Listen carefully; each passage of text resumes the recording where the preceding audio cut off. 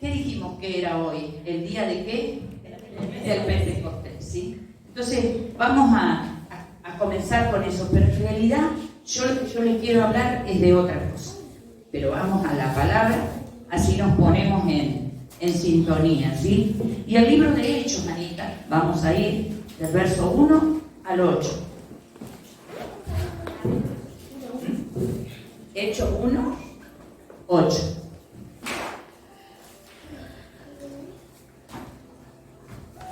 Vamos a ver solamente el verso 8. ¿Y qué nos dice acá la palabra? Pero recibiréis poder cuando haya venido sobre vosotros el Espíritu Santo. Me seréis testigos en Jerusalén, en toda Judea, en Samaria y hasta lo último de la tierra.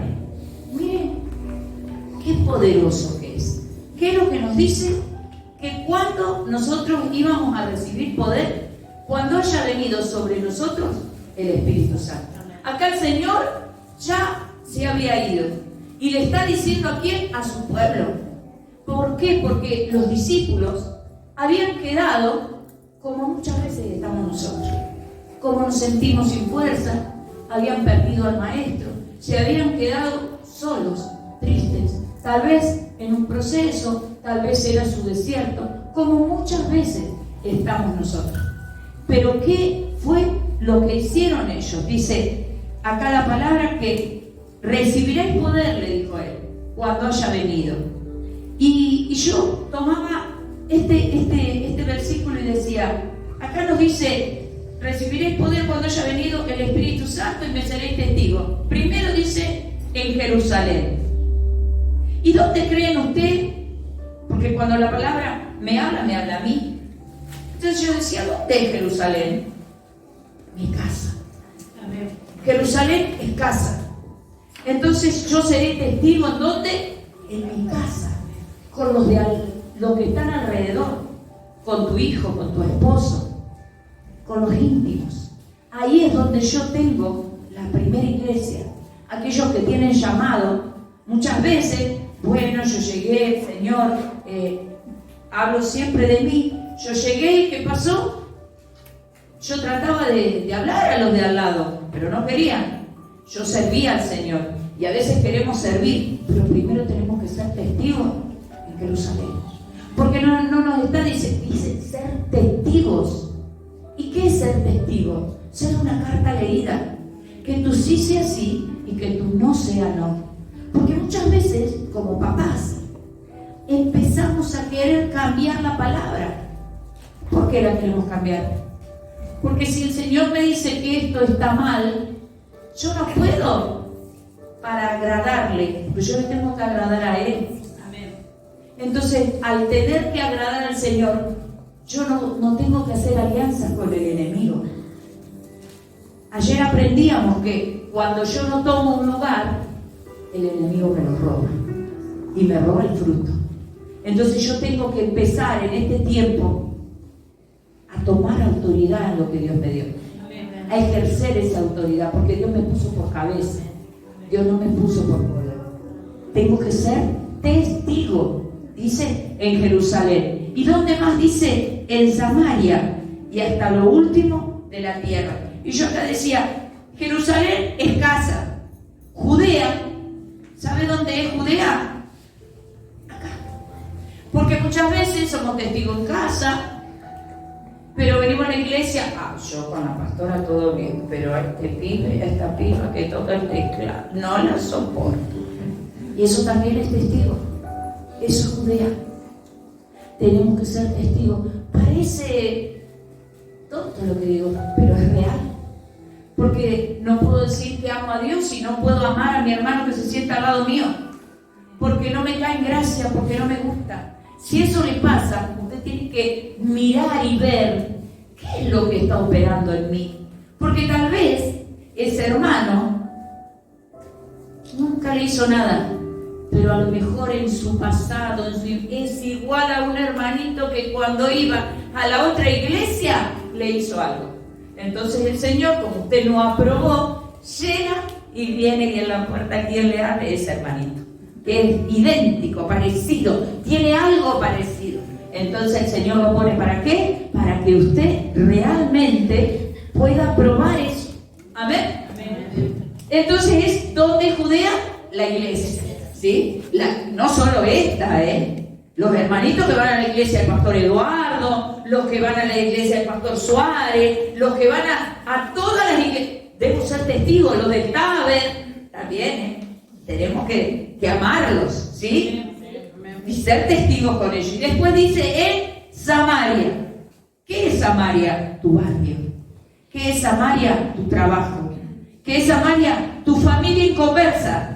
Eso que te gastan y que te dicen, ay, llegó el pastor, ay, él no toma vino, ay, él no baila, ay, él no hace esto. Eso también tengo que ser testigos con ellos.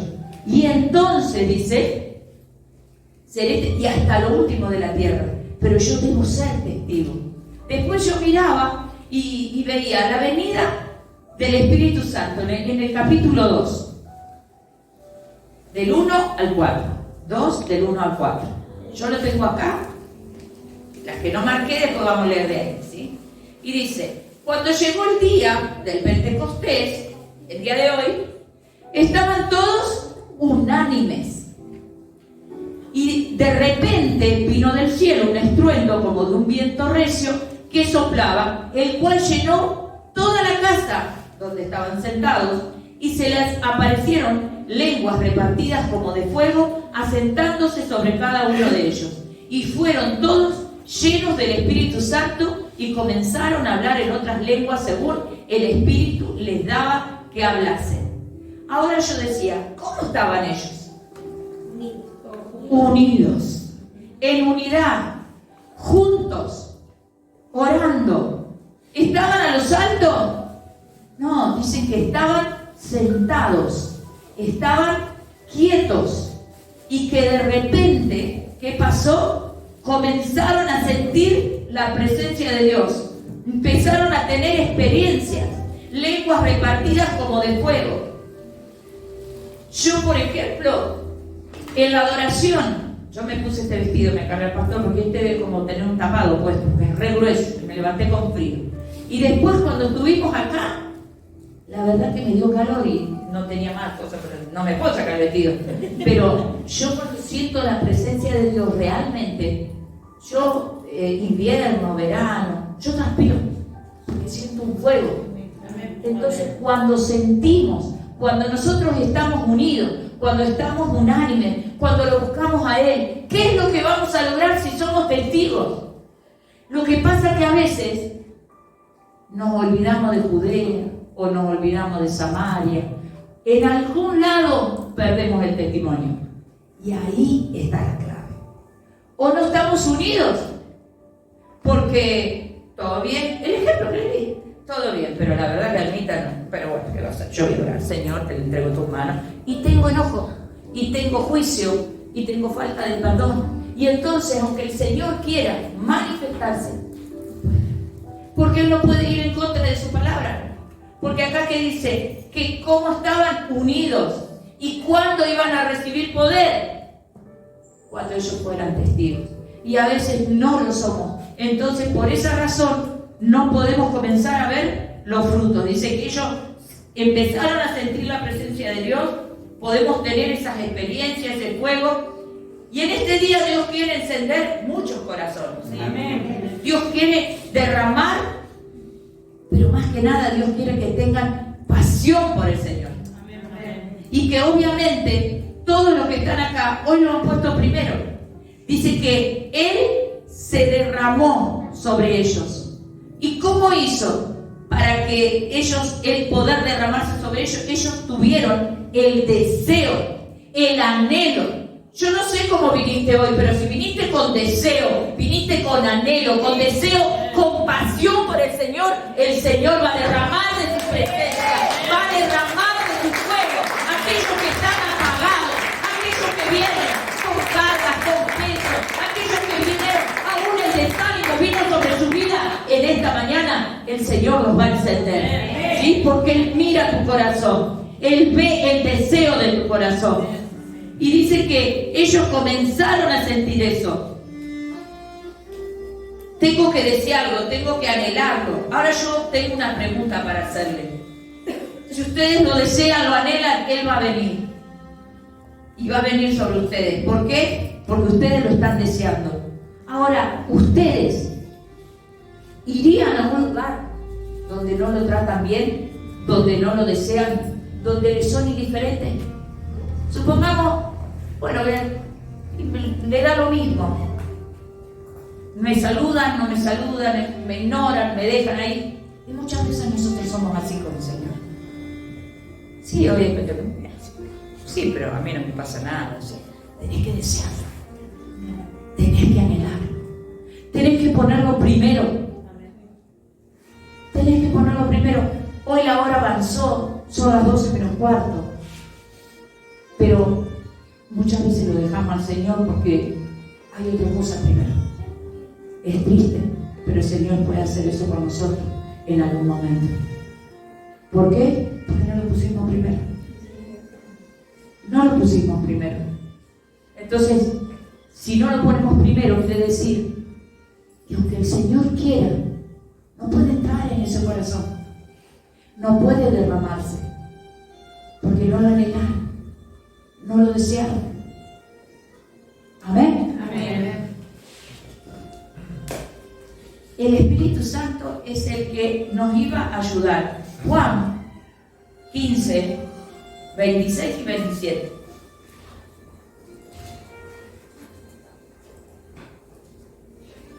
Ya lo tengo, ¿está ahí? Dice, pero cuando venga el Consolador, a quien yo os enviaré del Padre, el Espíritu de verdad, el cual procede del Padre, Él dará testimonio acerca de mí, y vosotros daréis testimonio también, porque habéis estado conmigo desde el principio. Fíjense qué importante. El Señor dice, cuando venga ¿quién? El Consolador. Él nos iba a ayudar. Vamos a pasar por cosas difíciles. Vamos a pasar por momentos donde vamos a necesitar de ese Consolador. La vida del cristiano no es siempre color de rosa. No siempre me va a ir bien. No siempre voy a tener todo solucionado. Pero el Consolador, Él es el que me va a ayudar en todas las cosas. Pero yo tengo que anhelarlo. Tengo que preparar, ¿qué decíamos ayer? Un lugar para Él.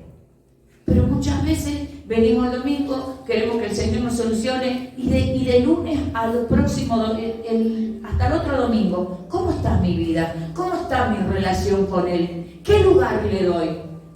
¿Qué lugar le entrego al Espíritu Santo? Porque acá la palabra dice, no los voy a dejar solos. Si estamos solos es porque no lo buscamos, es porque no lo anhelamos, es porque no preparamos un lugar, es porque le hemos cerrado la puerta. Dice que Él está a la puerta y llama. A veces, ¿cómo llama el Señor? Con distintas situaciones. Me enfermo, tengo problemas con mi esposo, tengo problemas con mi hijo, no me alcanza la plata, tengo problemas con el vecino, no sé, X problemas el Señor puede ponerte. ¿Y para qué te pone ese problema? Para que lo busques. Te está golpeando la puerta para que vos vayas y digas, esto Señor no lo puedo solucionar. Esto Señor, ¿cómo hago? Dame la estrategia. Dame la salida. Dame la llave. Cuando nosotros vamos, es como que vamos y buscamos y hay un llavero lleno de llaves. Y el Señor agarra y nos da la llave exacta para que yo pueda abrir la puerta. Pero si yo no voy, si yo no lo busco, ¿cómo Él va a venir? ¿Cómo va a ser mi consolador? Si yo me voy y busco consuelo en el vecino, en la vecina, en mi suegra, en mi suegro, en mi amigo, agarro el camino que el enemigo me ofrece, lo más fácil. El Señor, en muchos casos, cuando caigo, cuando me meto en el barro, yo creo que ustedes me entienden a lo que les quiero decir, el pecado, entonces, en ese caso, ese consolador que vino, que está en mi corazón, se va. Es como una palomita que toma vuelo y se va para otro lado. ¿Por qué? Porque no puede estar donde hay pecado.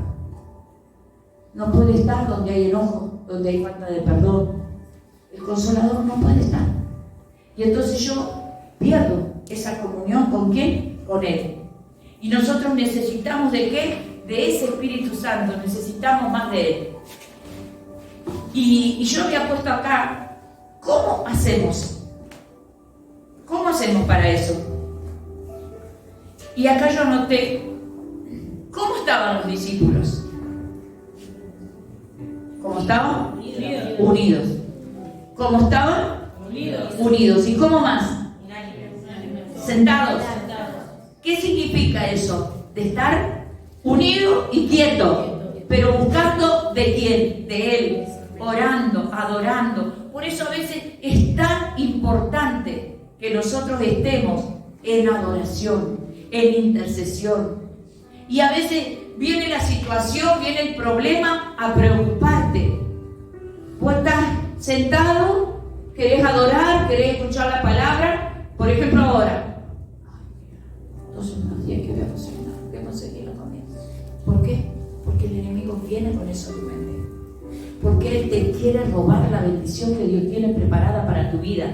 Él viene a robar, matar y destruir. Pero yo vine para que tengas vida y vida en abundancia, dice el Señor. Y en esta mañana Él quiere traer luz sobre tu vida, sobre tu casa, sobre tu familia. Algo tan que pareciera, ay, esa palabra yo la conozco. Pero hay que ponerla por obra. Es que la luz de Cristo se nos revele. Es que se nos revele que debemos de ser testigos y debemos de estar unidos, unánimes y esperando en el Señor. Confía en Él. Él hará, dice su palabra. ¿Y qué quiere decir que confíe? Si tengo el agua me llega al cuello, no importa. Confía en Él, que Él abrirá esas compuertas que tiene que abrir para que el agua que te quiere inundar se vaya de tu vida, se vaya de tu casa, la enfermedad, la escasez, los problemas, lo que sea. Él es Dios. Él no dejó de ser Dios para ninguna circunstancia de ninguno de nosotros. Amén. Entonces yo decía, ¿cómo? Unidos, unánimes. ¿Qué es lo que pasa? Viene la respuesta de Dios. Y acá es donde yo quería compartir el libro de Isaías, Ana 11, verso 1 y 2.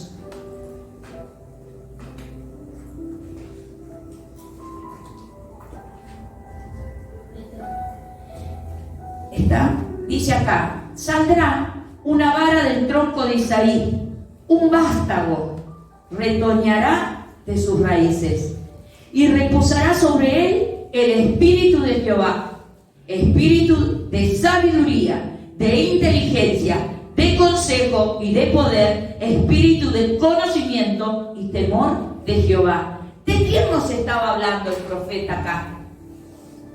De Jesús. Dice, retoñará. ¿Quién era Isaí? Isaí era el padre de David.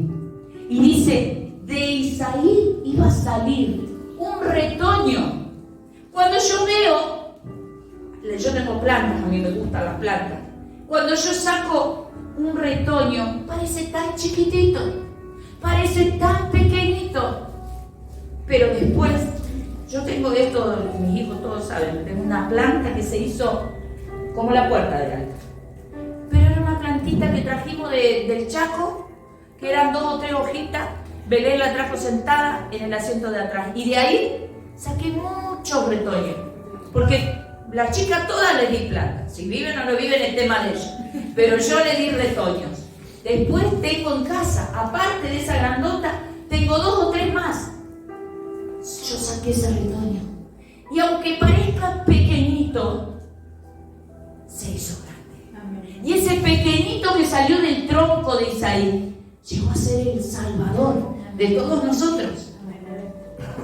Y esto viene porque los otros días pensaba y decía, nosotros queremos cosas grandes.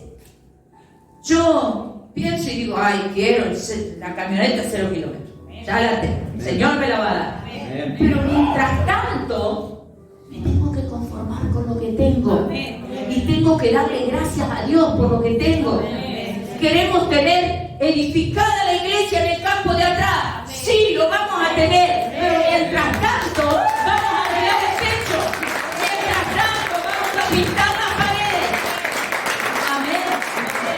Y un poco de eso les quería hablar. A las mujeres, a los hombres. Y yo hablarles de que como en estos días estoy muy de testimonio. de ser testigo. Y pensaba en eso. ¿Y saben qué pensaba? En que las pequeñas cosas nos llevan a lo grande. Del tronco de Isaí salió un retoño y fue el Salvador del mundo. Miren qué grande. Y yo pensaba en mí. Cuando yo llegué al Señor, mis 2 hijas eran chiquitas. Y ¿saben qué hacíamos? Orábamos y ayunábamos. Mi esposo siempre fue chofer. Había días que se levantaba a 3:30 de la mañana porque entraba a las 4, a las 5 y vivíamos retirados más o menos. Así que, ¿qué hacía? Me levantaba, él se iba, yo dormía.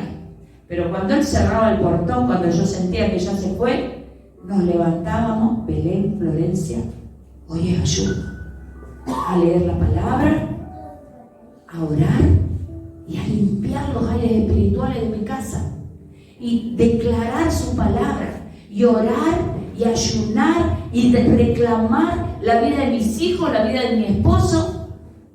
Eso pasó 12 años. ¿Y qué hacíamos? Orábamos.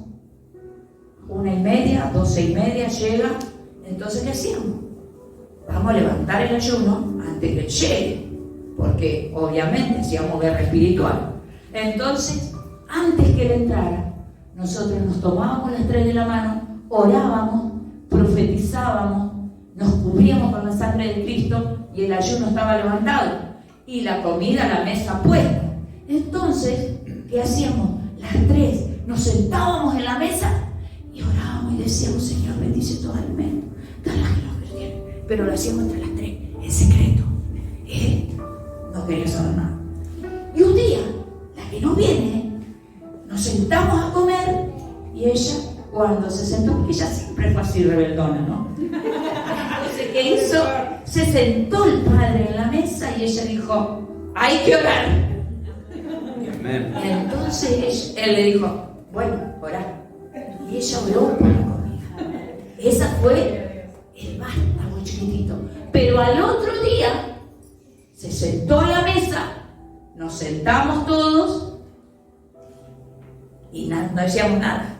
Y él no comía. ¿Y saben qué dijo? Bueno, oren. Y desde ese día no se comía si no se oraba antes de comer.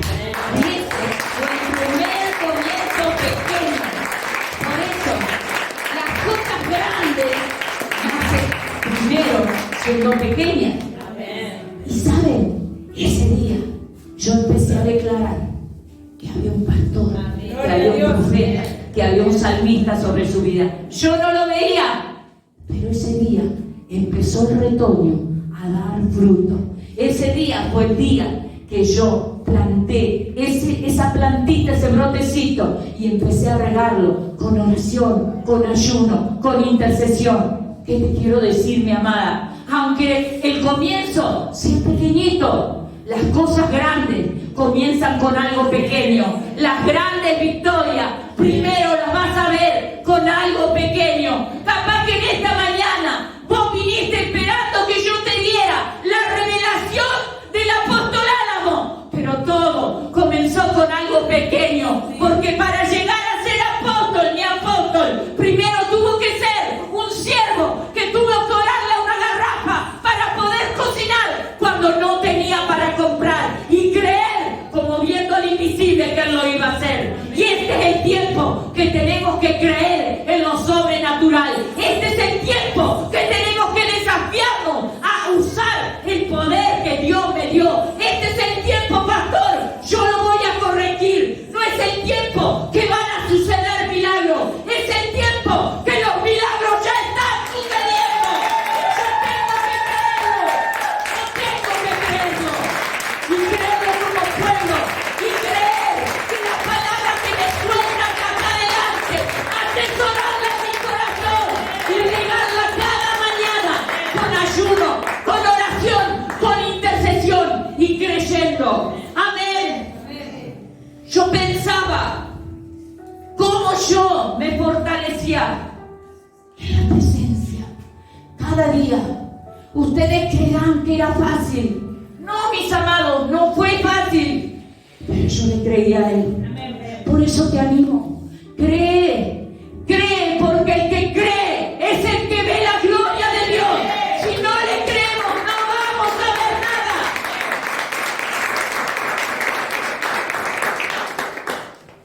Todo lo grande tiene un comienzo pequeño.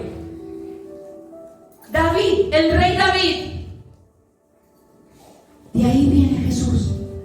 Pero tampoco David fue pequeño. Él tuvo que ir a cuidar las ovejas del Padre. Y con una piedrita pudo derribar ese gigante. Yo no sé qué gigante se levantó. Pero si vos tenés una vida de intercesión, de adoración, la piedrita que tengas va a derribar al gigante que se haya levantado en tu vida. Amén. Solo tienes que creer. Y para cerrar, porque yo dije antes de las 12 se iban. Vamos, todavía falta un minuto. El libro de Job, capítulo 8, versos 5 al 7. Miren lo que dice. Palabra que nos entregó la profeta el año pasado, en el mes de julio, cuando nos nombraron apóstoles. Dice: si tú de mañana me buscares a Dios y rogares a la pastora, al pastor, al Todopoderoso, si fueres limpio y recto, ciertamente luego se despertará por ti y hará prosperada la morada de tu justicia. Y aunque tu principio haya sido pequeño, tu postrer estado será grande. Pero es creerle, mi amado. Yo creí que en ese principio pequeño y pude ver los frutos. Por eso yo te animo. Comenzá. Tal vez hoy es una semillita en tu mano, pero regala con oración. Si tú fueres recto, si me buscares de mañana y si clamares, mi justicia será sobre tu morada. Y aunque tu principio haya sido pequeño, tu postrer estado